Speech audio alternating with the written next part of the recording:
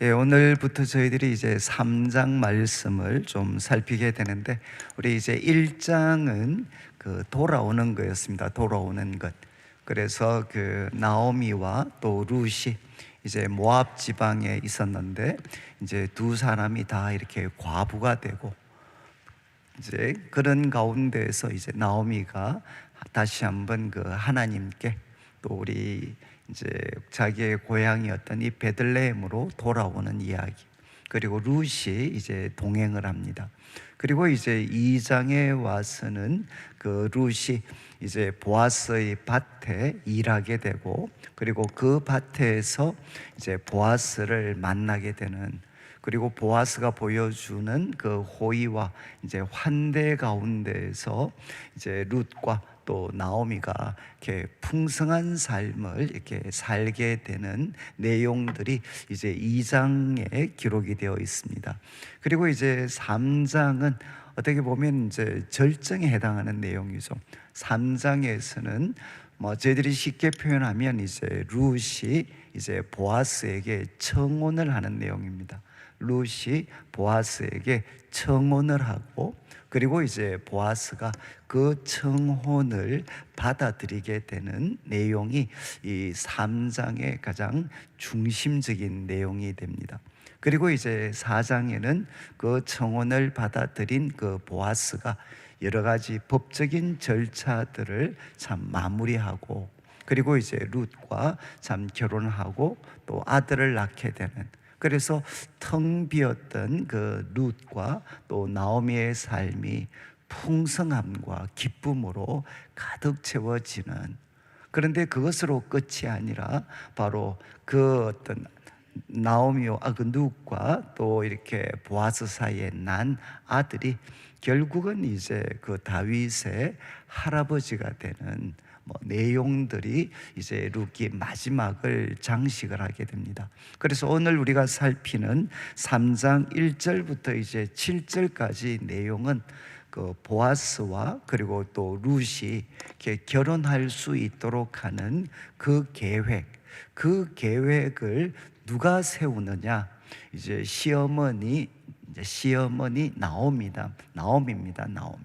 나오미가 이제 룻을 위해서 이 계획을 세우게 되고, 그리고 이제 룻에게 우리가 명령이라고 하기에는 너무 딱딱한데, 이제 룻에게 어떻게 해야 되는지 그 방법을 제시를 하게 됩니다. 그리고 이제 이 시어머니의 그 명령, 그리고 그 제안에 이제 룻이 이렇게 기꺼이 이제 순종하는 내용이 이제 오늘 본문 1절부터 7절까지 내용이 됩니다. 그래서 이제 그 내일 우리가 다루게 되는 이제 8절부터 그 내용은 그 룻과 이제 또 보아스가 결국 만나서 이제 청혼하고 받아들이는 내용은 내일 우리가 살펴보게 됩니다. 그러면 먼저 좀 강의안을 보시면서 제가 먼저 내용을 조금 설명을 드리고 이제 몇 가지 교훈을 좀 찾도록 하겠는데, 먼저 이제 서론을 한번 보시면 나오미는 이제 며느리 룻을 위해 중매 이제 계획을 세우게 되고, 그리고 이제 지시를 합니다. 그리고 룻은 순종을 하게 됩니다. 그런데 그 계획 이제 1절 말씀을 한번 보시면 1절 말씀, 이제 룻의 시어머니 나오미가 그에게 이제 그 룻에게 이야기를 합니다. 내 딸아, 내가 너를 위하여 안식할 곳을 구하여 너를 복되게 하여야 하지 않겠느냐. 그러니까 이제 이 나오미가 룻에게 제안을 합니다. 내가 너를 위하여 안식할 곳을 구해야 되겠다. 그런데 여러분, 이제 그 우리가 2장 마지막은 무엇으로 끝나는가 하면, 이제 룻이 그 보아스의 밭에서 보리 추수와 그리고 밀 추수를 마치기까지 이제 이삭을 줍는다라는 내용으로 이제 2장이 마무리가 됩니다. 그러니까 이제 이 보리 추수와 밀 추수가 마치기까지 이제 룻은 보아스의 밭에서 이삭을 줍습니다. 그런데 보통 이제 학자들이 이 보리추수와 밀추수가 이제 어느 정도 진행이 되나 대부분 한 7주 정도를 생각을 합니다. 7주.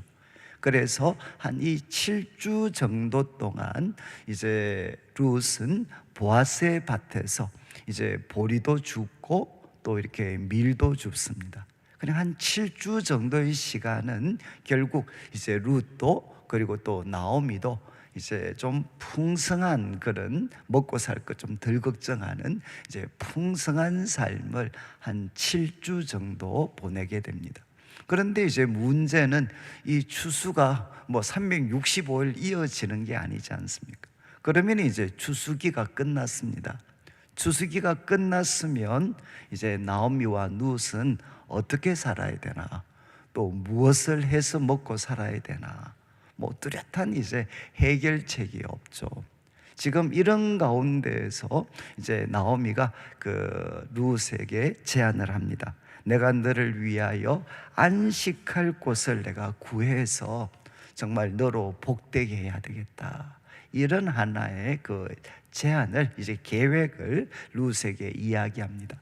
그런데 강의안을 한번 보시면 여기에 이제 안식할 곳이라는 표현이 나오는데, 이제 이 안식할 곳은 결국 뭔고 하면 발바닥을 편히 하고 쉴 만한 곳을 의미합니다. 그러니까 이 발바닥을 이렇게 좀 편안하게 하고 쉴 만한 곳, 이게 이제 안식할 곳이라는 말의 뜻입니다. 이 단어가 어디에 사용이 되느냐, 이제 자막에 창세기 8장 9절 말씀이 나오는데, 이 8장 9절 말씀은 뭔가 하면, 여러분 노아 홍수 당시에 이제 물이 그냥 다 덮쳐버렸죠.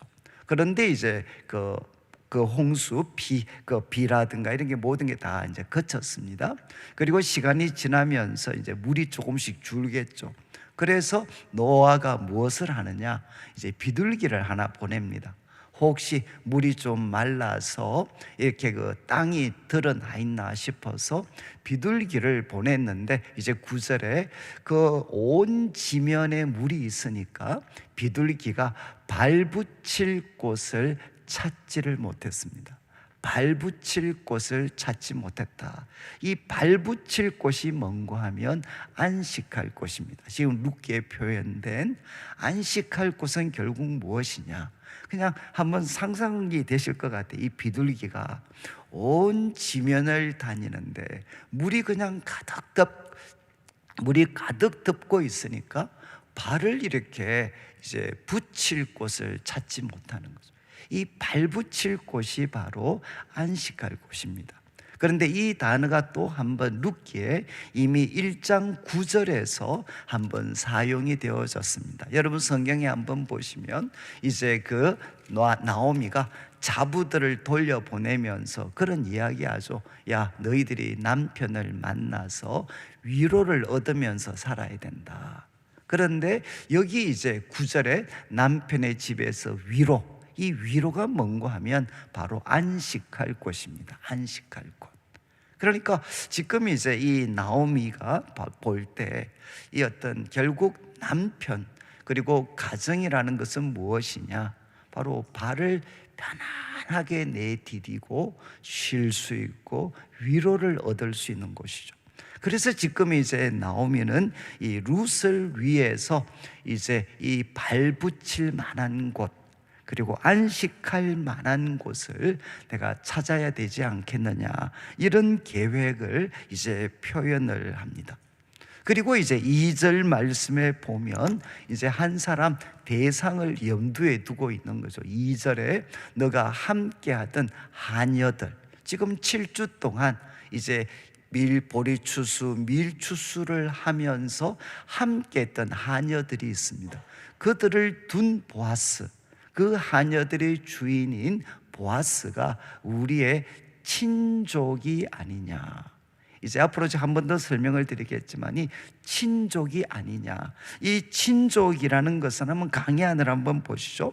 여기 앞에 그 히브리어로 아타라는 표현이 있는데, 이거는 좀 강조하는 표현입니다. 그래서 우리가 좀 쉽게 풀었으면, 야, 그런데 말이야, 너 안식할 곳을 내가 찾아줘야 되겠는데, 그런데 말이야, 보아스는 우리 친족이잖아. 보아스는 우리 친족이잖아.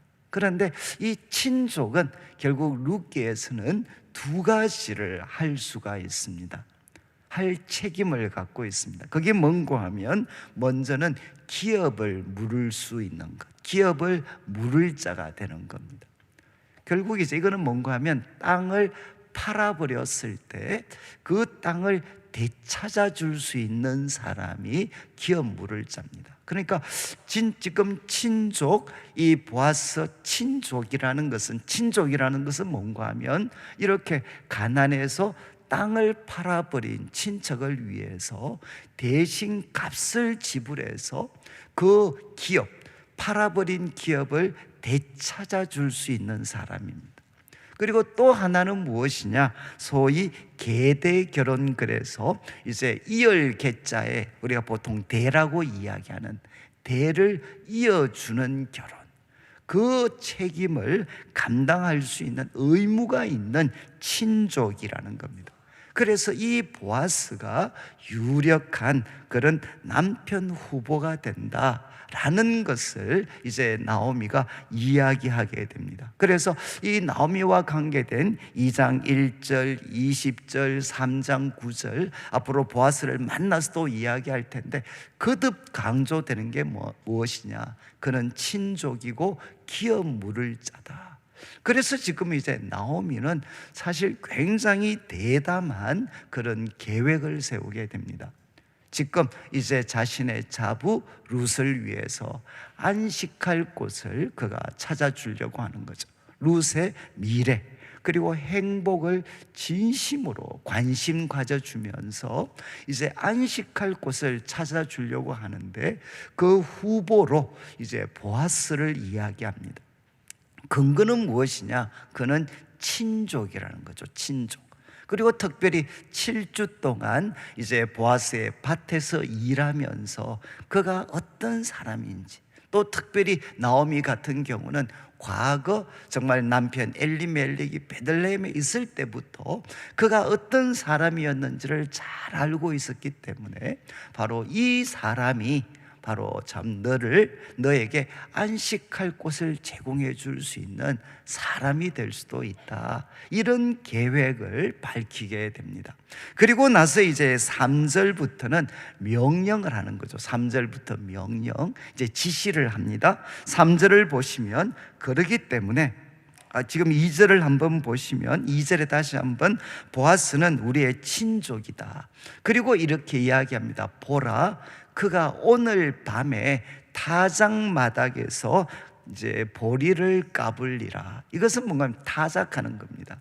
이제 오늘이 어떤 날인고 하면, 바로 보아스가 그 밭에서 이제 타작하는 날이다. 여러분, 7주 동안 이제 보리 추수를 했잖아요. 수술을 했으면 이제 그것을 까불러야 이제 곡식이 나오겠죠. 곡식이. 그러니까 지금 오늘이 어떤 날인고 하면, 타작마당에서 보리를 타작하는 날이다, 까불리는 날이라는 겁니다. 그런데 여러분이 이제 이 당시에 이 타작마당에서 보리를 까불리는 것은, 한번 강의 안을 한번 보시죠. 이제 그날은 어떤 날인고 하면, 타작과 곡식 까불기는 그날은 축제의 날입니다. 축제의 날. 우리 농사지은 사람한테는 곡식을 소위 타작하는 날이 최고의 기쁜 날이겠죠. 그래서 그날에는 일하는 사람들과 함께 주인은 흥겨운 시간을 보냅니다. 아주 이제 일하고, 그리고 흥겨운 시간을 보낸 다음에 많은 경우에는 집에서 자지 않고 타작마당에서 잠을 잤습니다. 여러분, 제일 큰 이유가 무엇이겠습니까? 그렇게 애써서 여러분 추수하고, 그리고 타작했는 곡식, 그 곡식을 이제 지키기 위해서 많은 경우에 주인들은 이제 그 어떤 밭에서 그날은 잠을 자는 거죠. 지금 이제 이 나오미는 이것을 잘 알고 있었습니다. 그래서 2절 말씀에 룻한테 이야기를 했죠. 야, 오늘 밤이 바로 이제 그가 타작마당에서 보리를 까불리는 날이다. 그러니까 이 날은 어떤 날이냐? 정말 기쁜 날이다. 그리고 또 이제 함께 일한 사람들과 음식을 먹고 포도주를 마시면서 정말 흥겹고 기쁜 날이 될 거고, 그리고 이 날은 그가 바로 타작마당에서 잠을 자는 날이다. 이것을 이제 룻에게 이야기를 합니다. 그러니까 이제 3절 말씀에 지시를 합니다. 그런즉 너는 목욕하고 기름을 바르고 의복을 입고 타작마당에 내려가라. 이렇게 참 이제 어떻게 보면 대담한 그런 명령을 하는 거죠. 너는 목욕하고 기름을 바르고 의복을 입고 타작마당에 정말 내려가라. 여러분, 이제 이 말씀은 우리가 얼핏 들으면 정말 이렇게 우리가 소위 프로포즈를 하기 위해서 아주 예쁘게 차려입는, 분명히 그런 뜻이 담겨져 있습니다. 그런데 이 행동이 담고 있는 이건 단순하게 예쁘게 차려입고 소위 말해서 청혼해라, 캄캄한 밤에 청혼해라, 이런 어떤 낭만적인 행동만이 아니라는 거죠. 참 이 어떤 행동이 성경에 똑같이 한번 반복될 때가 있어요. 똑같이 여기에 이제 이 목욕하고 몸을 씻고 그리고 기름을 바르고 의복을 입는 이 세 가지 행동이 성경에 똑같이 한번 반복이 되는 경우가 있습니다. 그게 언젠고 하면 우리 자막에 이제 사무엘하 12장인데 사무엘하 12장 19절부터 지금 이제 강의 안에는 22, 23이 나왔는데 19절부터 이게 무슨 내용인고 하면 다윗이 밧세바를 범하게 됩니다. 그래서 거기에서 자녀를 이제 이 밧세바가 아이를 낳게 되죠. 그런데 그 아이를 하나님이 치시게 됩니다. 그래서 이 아이가 소위 큰 중환병에 걸리게 되는 거죠. 그러니까 다윗이 어떻게 했느냐? 정말 이렇게 금식하고 흰 옷을 입고 그러면서 진심으로 하나님 앞에 참 아이를 위해서 기도를 합니다. 그런데 이제 19절에 그 아이가 죽었습니다. 그러니까 이제 신하들이 아니 그 아이가 아픈데 저렇게 금식하면서 슬퍼하는 왕한테 이 아이가 죽었다는 소식을 알려줄 수가 없는 거죠. 아픈데도 저렇게 힘들어 하시면 이제 죽었다는 소식 들으면 난리가 날 것 같으니까 말을 못 합니다. 그런데 이제 분위기가 다윗이 보니까 이제 아이가 죽은 것 같아. 그래서 묻습니다. 아이가 죽었느냐? 예, 죽었습니다. 그러니까 20절을 한번 보십시오. 20절 다윗이 땅에서 일어나 이제 몸을 씻습니다. 그리고 기름을 바르고 그리고 의복을 갈아입습니다. 지금 이제 룻한테 지시했던 행동과 똑같은 표현이죠. 몸을 씻고 그리고 이제 기름을 바르고 의복을 갈아입습니다. 그리고 여호와의 전에 들어가서 경배하고 이제 음식을 먹게 됩니다. 그러니까 이 신하들이 너무 헷갈리는 거죠. 그래서 21절에 이제 신하들이 이제 왕한테 질문합니다. 아니 아이가 살았을 때는 그렇게 금식하셨는데 죽은 후에는 더 슬퍼할 줄 알았는데 어떻게 일어나서 잡수십니까? 이거 어떻게 된 겁니까? 이제 신하들이 혼란스러워서 왕에게 묻습니다. 그때 22절을 보시면 다윗이 이제 대답합니다. 그가 씻고 그리고 기름을 바르고 옷을 입었다는 것이 무엇을 의미하느냐? 아이가 살았을 때는 내가 금식하고 운 것은 혹시라도 하나님이 살려주실까 생각을 했다. 그런데 23절 보시죠. 그런데 죽었으니까 내가 어떻게 금식하냐? 그런다고 해서 아이가 돌아올 수도 없다. 나는 그에게 돌아갈 수 있지만 그는 내게 돌아올 수 없다. 결국 여러분 이제 몸을 씻고 그리고 또 기름을 바르고 새 옷을 입었다는 것은 무엇을 결국 뜻하는 거겠습니까? 슬픔의 기간이 끝났다는 것입니다. 슬픔의 기간. 그러니까 아이가 정말 이렇게 하나님의 징계 속에서 아프고 죽어갈 때 그 아이를 위해서 정말 진심으로 슬퍼하면서 긍휼을 구했던 그 슬픔의 기간이 끝났다는 거죠. 그리고 이제는 정상적인 생활로 돌아오겠다라는 표시가 무엇이냐? 이제 몸을 씻고 그리고 기름을 바르고 그리고 또 옷을 입는 것입니다. 그러니까 이런 관점에서 본다면 나오미가 룻에게 명령했던 이 행동은 단순히 정말 청혼해야 되니까, 밤에 청혼해야 되니까 예쁘게 차려입고 가서 그렇게 청혼해라, 이런 뜻만 담고 있는 게 아니라 보아스에게 분명하게 보여주라는 거죠. 그게 뭔가 하면 과부로서 이제 애도 기간을 끝낸다는 것입니다. 여러분, 남편이 죽었잖아요. 그러면 그 남편에 대해서 이제 애도하는 것을 공식적으로 이제 끝을 내고, 여러분 이제 결혼하려서, 이 결혼한다는 것은 바로 하나님의 율법, 법이 정한 테두리 속에서 바로 내가 이제 결혼할 의사가 분명히 있다라는 것을 상대방에게 표현하는 그런 하나의 행위 중에 하나라는 겁니다. 그래서 이제 보아스, 이 나오미는 룻한테 지시를 하는 거죠. 너가 정말 씻고 그리고 기름을 바르고 그리고 참 옷을 입어서 예쁘게도 가꿔야 되겠지만 이제 죽은 남편에 대한 애도 기간을 끝을 내고 마치 다윗이 정상적인 생활로 돌아온 것처럼 이제 너도 너에게 주어진 삶을 하나님이 정하신 법의 테두리 속에서 새로운 사람을 만나서 새로운 삶을 이제 시작하겠다라는 것을 분명하게 표현하라는 겁니다. 그러면서 이어지는 말씀, 그렇게 이야기한 다음에 3절 후반부, 그 사람이 이제 먹고 마시기를 다 하기까지는 보이지 마라, 사람들한테 보이지 마라. 그리고 4절 말씀, 이제 그가 어디 눕는가 잘 봐라. 어디 눕는지 잘 보았다가 이제 그가 잠이 들면 이제 들어가서 그의 발치 이불을 들고 거기에 누우라. 이게 발치 이불, 이게 참 그 해석이 좀 어려운, 그러니까 원어에는 보면 이제 이불이라는 표현이 없습니다. 그러니까 그의 발치를 이렇게 들어라. 그러니까 이제 결국 이제 뭐 어떤 그 당시 우리가 요즘같이 뭐 이불이 흔한 때가 아니잖아요. 그러니까 이제 그의 어떤 발치를 이렇게 영어 번역 같은 것들을 보면 이제 그의 발치를 들치고 그냥 그 옆에 누워 있으라. 그 옆에.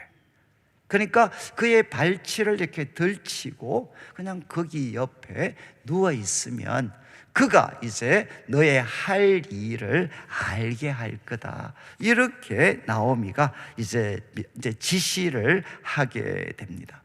여기에 발치를 결국 들치고 눕는 것은 보통 학자들은 이제 겸손히 보호를 요청하는 자세다.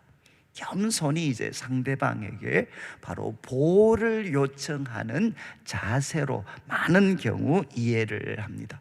이렇게 하면 결국 이제 그 보아스가 반응을 보일 거라는 거죠. 그리고 이제 5절 말씀을 보시죠. 5절 말씀을 보면 룻이 시어머니에게 이야기합니다. 내가 어머니 말씀대로 다 행하겠습니다. 지금 이제 룻이 그 어머니의 제안을 기꺼이 이제 받아들이게 됩니다. 그리고 6절 말씀에 이제 그가 타작마당으로 내려가서 한 번 더 성경은 강조합니다. 시어머니의 명령대로 다 행했다. 지금 시어머니는 제안을 명령하고 그리고 지금 룻은 시어머니의 명령대로 다 행하겠다 말도 했고 그렇게 행동으로 옮깁니다. 그래서 7절 말씀에 보아스가 먹고 마시고 마음이 즐거워 가서 곡식단 더미 끝에 이렇게 누워 있습니다. 눕게 됩니다.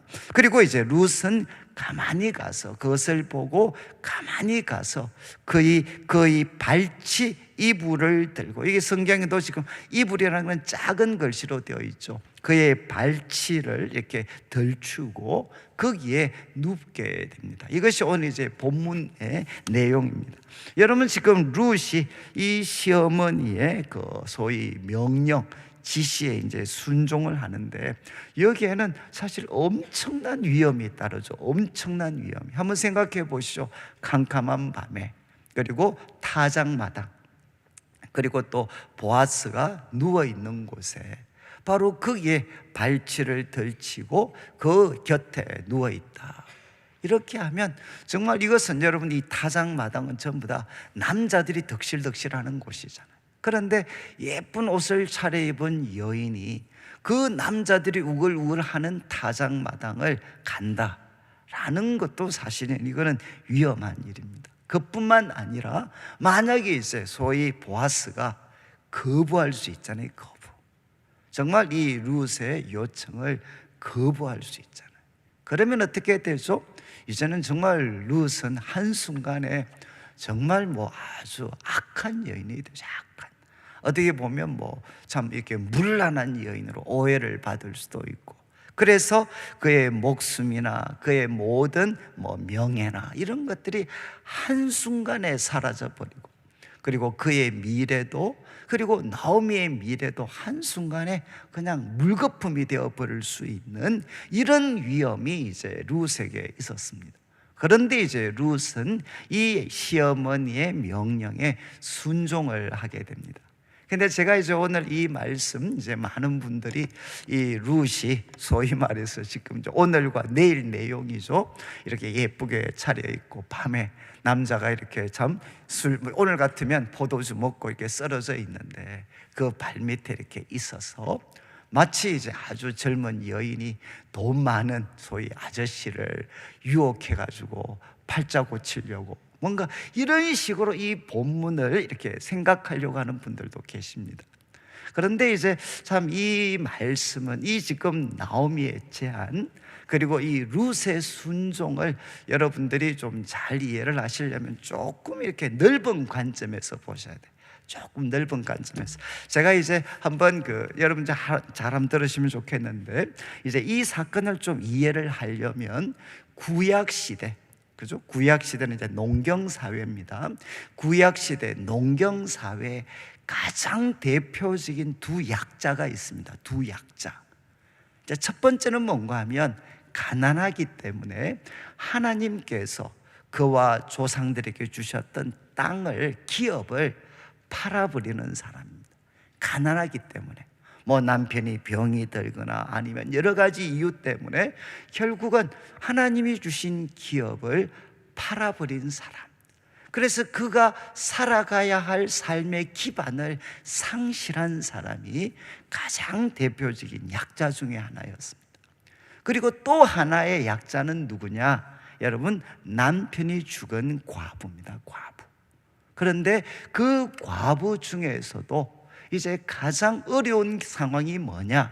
이제 아이가 없이 남편이 죽은 사람입니다.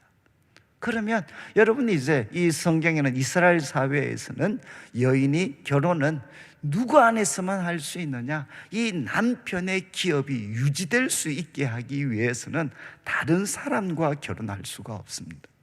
지금 이제 구약시대 이스라엘의 가장 대표적인 두 약자는 가난해서 기업을 상실한 사람, 팔아버린 사람, 그리고 또 하나는 이제 과부, 특별히 아이가 없이 바로 남편이 죽어버린 여인. 이것이 가장 대표적인 두 약자 그룹이었습니다. 그런데 하나님께서는 그분의 법으로 이 약자들이 보호받을 수 있는 안전장치를 마련하셨어요. 그래서 이 땅을 팔아버린 가난한 사람들, 이들은 이제 하나님이 어떤 안전장치를 만드셨느냐? 레위기 25장 지난번에 한번 살폈는데 25장 25절부터 한번 보시죠. 이게 첫 번째 안전장치인데, 형제가 가난해서 그 기업 중에 얼마를 팔아버립니다. 기업 중에 얼마를, 땅을 얼마 팔아버리면 이제 이 기업을 되찾으려면 여러분 세 가지 방법이 있어요. 첫 번째는 무엇이냐? 자기가 돈 벌어서 다시 사는 겁니다. 이해하시겠어요? 여기 26절에 나오는 내용입니다. 돈 벌어서 다시금 사는 거죠. 그리고 또 한 가지는, 마지막 극단적인 케이스는 무엇이냐? 희년이 되면 다시 자기께 됩니다. 희년이 되면. 이게 이제 28절의 내용입니다. 그러니까 가난한 자가 땅을 팔아버렸을 때 되찾으려면 자기가 돈 벌어서 다시 사거나, 아니면 이제 그게 안 되면 희년 때까지 그냥 기다려야 됩니다. 그런데 그 희년까지 기간이 많이 남아있으면 어떻게 살겠습니까? 땅이 없는데 어떻게 사람이 살아갈 수 있겠습니까? 이런 상황이 안타까워서 다시 25절을 한번 보시죠. 25절을 비춰주시면, 바로 형제가 가난해서 팔았으면 그에게 가까운 기업 물을 자가 와서 그의 형제가 판 것을 물을 것이다.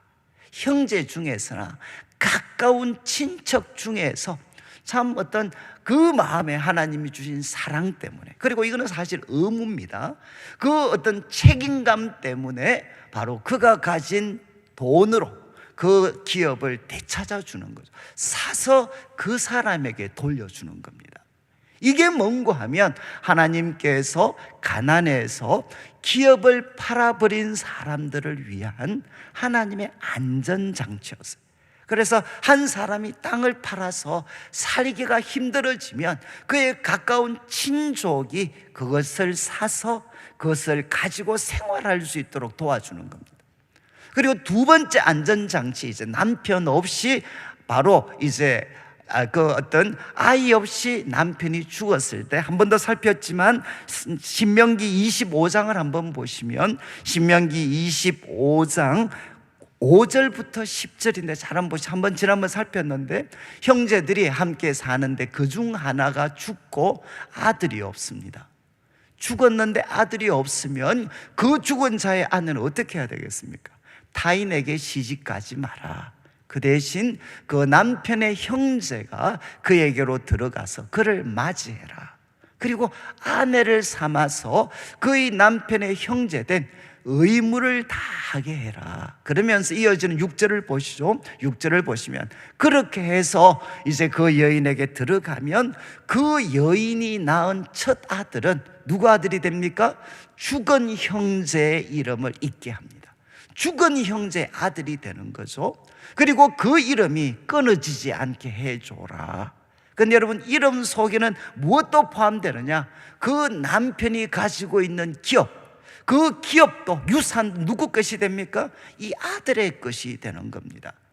그러니까 6절, 7절 말씀, 그래서 이런 어떤 의무가 있는데, 그 사람이 만약에 형제 아내 맡기를 절개하지 않으면 그 형제 아내는 어떻게 하느냐? 바로 성문 앞 장로들에게 가서 내 남편의 형제가 이 소위 기업 물을 책임을 싫어합니다, 이렇게 이야기하는 거죠. 이 말은 무엇이겠습니까? 거부할 수 있다는 거죠. 거부할 수 있다. 그래서 8절 말씀에 이렇게 거부하려고 하면 성읍 사람들이, 그래 너가 이런 거 싫어하는구나. 그래서 9절을 보시죠. 9절에 보시면 형제 아내가 그렇게 말하면 이제 어떻게 하냐, 이걸 거부하게 되면 그의 밭에서, 그의 발에서 신을 벗기고 그의 얼굴에 침을 뱉고, 그리고 이 사람은 형제의 집을 세워주는 거 싫어하는 사람이다, 이렇게 수치를 줘라는 겁니다. 여러분이 이제 이 말은 무엇이죠? 수치를 당하면 얼마든지 거부할 수 있습니다. 아무리 가까운 친족이라도 바로 이제 자기가 싫으면 이렇게 신발 벗고 침뱉음 한번 당하면 여러분 안 해도 됩니다. 그런데 분명한 것은 무엇이냐? 하나님이 이렇게 안전장치를 만드신 거죠. 가난한 사람에게는 기업을 물을 수 있도록, 그리고 아이 없이 죽은, 남편이 죽은 과부에게는 소위 대를 이어줄 수 있는 결혼을 통해서 바로 그들이 살아갈 수 있는 하나의 안전장치를 하나님이 만들어 주셨습니다. 그런데 지금 룻기에서 살피는 이 나오미와 룻의 경우는 어떤 경우냐? 바로 가난한 사람들 중에서도 이것은 소위 극단적인 케이스입니다. 극단적인 케이스. 여러분, 가난하거나 아니면 남편이 없거나 이 하나하나도 힘든데 지금 나오미와 룻은 어떻죠? 지금 남편도 없고 또 무엇도 없습니까? 바로 땅도 없습니다. 이 땅도 지금 엘리멜렉이 모압으로 이주할 때 소위 우리들의 말로 하면 정리하고 간 거죠. 정리하고. 그러니까 나오미와 룻은 남편이 없을 뿐만 아니라 땅도 없습니다. 땅도. 그리고 또 하나 문제는 무엇이냐? 한 사람도 힘든데 두 사람입니다. 두 사람. 그러니까 지금 이 나오미와 룻의 소위 기업 물을 자가 되려면 어떻게 해야 되나? 여러분, 엘리멜렉이 모압 가면서 정리했던 이 밭을, 기업을 다 사주어야 돼. 다. 그 기업을 다 사주어야 됩니다. 그런데 나중에 4장에 보겠지만 나오미가 팔아요. 나오미. 여러분, 룻이 없이 나오미만 있었다면 상대방 입장에서는 이건 해볼 만해. 왜? 나오미는 늙고 그리고 자식을 낳을 수 없습니다. 남편이 없습니다. 그러니까 이 기업을 사주면 나오미가 죽으면 자식이 없으니까 바로 나오미 남편이 가졌던 땅이 누구 땅이 될 수 있죠? 자신의 땅이 될 수 있는 거죠. 왜? 늙고 자식이 없으니까, 자식을 낳을 수도 없으니까 이 땅은 자기 땅이 될 수 있어요. 이게 이제 나중에 4장에 나오는 첫 번째 기업 물을 자가 받아들였던 이유 중에 하나입니다. 이 괜찮은 제안입니다. 그런데 지금 이제 누가 또 있습니까? 룻이 같이 있죠. 같이. 그러니까 이것은 엘리멜렉의 땅이지만 그 아들의 땅입니다. 그러니까 어떻게 해야 되느냐? 보아스니 나오미만 있다면 한번 해볼 만한데 룻이 있으니까 어떻게 되느냐? 여러분, 이 땅은 동시에 그 아들의 땅이니까 결국은 만약에 보아스 기업 물을 자가 이 책임을 감당하려면 땅도 사줘야 되고, 그 다음에 우리가 참 이렇게 소위 들어가서 아들도 낳아줘야 돼. 아들도. 그리고 그 아들을 낳아주면 그 아들, 자기가 물러주었던 이 땅은 다 누구 땅이 되느냐? 이 아이와 이 집안의 땅이 됩니다. 그리고 또 이제 기업 물을 자는 무엇까지 해줘야 되죠? 죄송한 말인데 이 두 가부를 책임져 줘야 돼. 부양해 줘야 돼. 부양. 여러분, 이게 가능하겠습니까? 여러분, 지금 밑바닥에 떨어진 두 여인이 있는데 하나님께서 법으로 그 가난한 자들을 보호할 수 있는 장치를 마련을 했습니다. 그런데 이것은 얼마든지 거부할 수 있어요. 하나님이 정하셨지만 그걸 거부할 수도 있습니다. 이런 상황에서 이제 나오미는 여러분, 보아스를 어떤 대상으로 감히 생각을 하느냐? 바로 기업을 물을 자로 그가 생각한다는 거죠. 그것은 뭔가 하면 바로 자기 남편 아들의 땅, 그러나 이미 남의 것이 된 사람의 땅을 되찾아주고, 우리로 말하면 5억이 되든 10억이 되든 돈 지불해서 그 땅 되찾아주고, 그리고 또 룻에게 들어가서 결혼해서 아이도 낳아주고, 그리고 그 아이는 결국 누가 아들이 되느냐? 자기 아들이 아니라 죽은 사람의 아들이 되고, 그리고 이 아들이 결국 뭐 하느냐? 자기가 그 거금을 들여서 되찾아 주었던 땅을 이 아이가 다 가집니다. 그리고 또 자기는 무엇까지 해야 되느냐? 이 룻과 나오미, 여러분, 보리삭을 주면 자기가 주면 되잖아요. 그런데 이제는 자기가 룻도 먹여 살려야 되고 또 그 시어머니였던 나오미도 먹여 살려야 돼. 여러분, 이것이 가능한 이야기겠습니까? 만약에 우리가 이런 걸 할 수 있을까요? 근데 이제 우리가 마지막 두 가지 질문인데, 그러면 여러분, 어떻게 나오미가 감히 이런 생각을 할 수 있었을까요? 보아스라면 할 수 있을 거다. 그래서 왜 보아스? 근데 좀 있으면 살피겠지만 이 보아스는 가장 가까운 친척은 아닙니다. 1순위는 아닙니다. 1순위. 소위 2순위였어요. 2순위.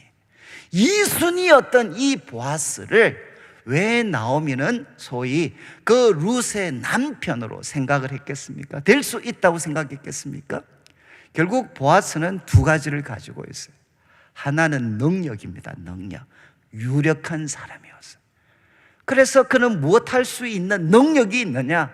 그 어떤 밭을 되찾아주고 그리고 또 두 여인을 책임져 주고 할 수 있는 그런 능력을 갖고 있었습니다. 이게 첫 번째 이유였죠. 또 하나는 무엇이냐? 바로 이 보아스는 사랑이 있었습니다. 사랑, 헤세드죠. 헤세드. 죽은 자에 대해서 과거 사랑을 베풀었을 뿐만 아니라 7주 동안 그 룻에게 해주었던 그의 행동을 보았을 때 그는 무엇도 가질 수 있다고 생각했느냐? 사랑도 가질 수 있다. 이거는 그냥 이성적인 사랑이 아닙니다. 룻과 그리고 죽은 그 형제, 그 친족들에 대한 진심 어린 그 사랑, 하나님이 요청하셨던 그 사랑도 가지고 있는 사람이다 라는 것을 나오미가 바로 확신했기 때문에 감히 정말 대담하고 이 위험스러운 제안을 바로 룻에게 하는 거죠.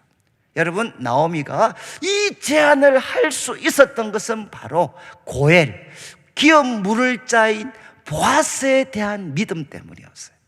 그렇지만 또 한 가지는 룻은 어떻게 순종할 수 있었겠습니까? 룻은 어떻게 순종할 수 있었을까요? 결국 두 가지죠. 하나는 무엇이냐? 시어머니에 대한 신뢰입니다. 지금까지 그 시어머니가 자기에게 보여주었던 모든 모습 가운데에서 그의 제안은 여러분 소위 자기를 이용하기 위해서가 아니라 진심으로 자신의 미래와 행복을 걱정해주는 마음에서 나온 것이다 라는 이 나오미에 대한 신뢰가 있었죠. 신뢰. 그리고 또 하나 무엇이 있었습니까? 그도 7주 동안 보아스의 밭에서 일하면서 보아스가 어떤 사람인지를 지켜봤잖아요. 그러니까 그는 또 누구에 대한 신뢰가 있었습니까? 바로 보아스에 대한 신뢰가 있었던 거죠. 나오미와 보아스에 대한 그 신뢰가 지금 이 어떤 룻에게 있었기 때문에, 그리고 그 모든 일들을 뭔가 주관하고 계시는 듯한 하나님에 대한 신뢰가 있었기 때문에 룻은 기꺼이 이 제안을 받아들이게 돼요. 여러분, 이제 앞으로 룻과 나오미의 삶은 풍성해지게 됩니다. 그리고 이스라엘 역사에 한 큰 발자국을 남기는 그런 위대한 여인으로 등장하게 되는데, 어떻게 이런 급변, 이런 반전의 역사가 일어났습니까? 그것은 룻과 나오미가 탁월해서가 아니라 그의 구속자가 되었던 보아스가 탁월하기 때문에 바로 그는 회복이 되고 그에게 새로운 삶이 주어진 거죠. 모든 사람이 볼 때 가장 복될 수 있는 삶이 그에게 주어졌습니다. 이유는 자신들의 노력 때문이 아니라 바로 그의 구속자가 된 보아스 때문에 룻과 나오미의 삶에는 이 놀라운 회복이 일어나게 된 거죠. 제가 이렇게 좀 장황하게 말씀을 드린 것은 여러분, 우리가 적용을 한다면 오늘 말씀처럼 여러분들의 신앙의 선배에 대해서 참 우리 신앙이 앞선 분들, 그게 부모님이실 수도 있고 또 우리 교회 어른들이실 수도 있습니다. 신앙의 선배들이 우리들한테 제안하는 거 정말 잘 경청해라, 이런 결론 하나 내릴 수 있겠죠. 그렇지만 가장 중요한 결론은 무엇이냐? 여러분, 보아스는 우리 예수님이 누구신지를 보여주는 사람입니다. 여러분, 바로 이 룻과 나오미의 삶, 어떤 희망도 가질 수 없는 가장 밑바닥에, 남편도 없고 땅도 없습니다. 그들이 어떻게 이 거친 세상을 살아갈 수가 있겠습니까? 바로 그들의 삶이 새로워지게 된 것은 무엇이냐? 그들의 구속자가 된 보아스 때문에, 특별히 보아스가 가지고 있는 능력 때문에, 그리고 보아스가 가지고 있는 사랑 때문에 여러분, 바로 두 여인의 삶에, 그들의 후손들의 삶에 새로운 미래가 열리게 됩니다. 여러분, 구속자 보아스를 만나도 이런 일이 있다면, 여러분, 예수님, 우리의 구속자가 되시는 예수님은 여러분 어떠하겠습니까? 여러분, 우리들의 미래가 나한테 달렸다, 정말 그 룻과 그리고 또 나오미가 내가 열심히 해서 내 운명을 한번 바꿔봐야 돼, 그렇게 한다면 그 삶은 결국은 실패와 좌절로 끝났을 것입니다. 그러나 그들의 삶에 놀라운 변화가 있었던 것은 구속자 보아스 때문이었죠. 여러분, 우리가 예수님을 믿는다는 게 바로 이와 같은 거죠. 우리들의 미래는 나한테 달린 것이 아니라 내가 얼마나 노력하고 열심히 사느냐 하는 것에만 달린 것이 아니라 우리의 구속자가 되신 바로 예수님 안에 바로 우리의 미래가 달려져 있다는 겁니다. 여러분, 지금 우리가 고난주간이잖아요. 고난주간. 다음 주는 부활주일입니다. 여러분, 보아스에게 두 가지가 확인이 되어져야 돼. 보아스가 그들의 구속자가 되려면 두 가지가 있어야 돼. 첫 번째는 능력이 있어야 됩니다. 그리고 두 번째는 무엇이 있어야 되느냐? 사랑이 있어야 돼. 이 두 가지를 갖추고 있어야만 바로 룻과 나오미의 삶을 그 절망의 구렁텅이에서 건져낼 수가 있습니다. 여러분, 우리 예수님은 어떠십니까? 우리 예수님에게 능력이 있습니다. 무엇을 통해 확인할 수 있죠? 예수님의 부활을 통해 확인할 수 있습니다. 그리고 예수님에게는 우리를 향한 끝없는 사랑이 있습니다. 무엇을 통해 확인할 수 있습니까? 예수님의 십자가를 통해서 확인할 수 있습니다. 여러분, 고난주간이 우리들의 삶의 가장 든든한 기초가 되어야 된다는 것은 바로 이것 때문이죠. 우리의 구속자이신 예수님은 우리를 향한 사랑이 있습니다. 이 사랑을 가장 명확하게 보여준 것이 십자가고, 그리고 우리의 구속자이신 우리 예수님 안에는 놀라운 능력이 있습니다. 우리들의 삶이 아무리 밑바닥에 떨어진다 할지라도 그 능력을 가신 예수님은 우리들의 삶을 새롭게 열어주실 수 있습니다. 그 능력을 확인시켜 주는 게 무엇이냐? 바로 예수님의 부활이죠. 부활. 저는 이제 보아스, 구속자이신 보아스를 통해서 룻과 나오미의 삶이 새로워졌던 것처럼 우리의 구속자이신 예수님, 그분이 가지신 능력과 사랑 때문에 저는 우리 성도들의 삶이 룻처럼 나오미처럼 놀랍게 회복될 것을 믿습니다. 그러니까 우리가 해야 될 일은 무엇이죠? 구속자이신 예수님을 굳게 붙잡고, 그리고 그분에게 순종하고 그분을 사랑하면서 살아가면 그분의 능력과 그분의 사랑이 우리들의 삶을 룻처럼 나오미처럼 회복시켜 줄 것입니다. 이런 은혜가 우리 성도들의 삶에 넘치게 되시기를 주님의 이름으로 축원합니다.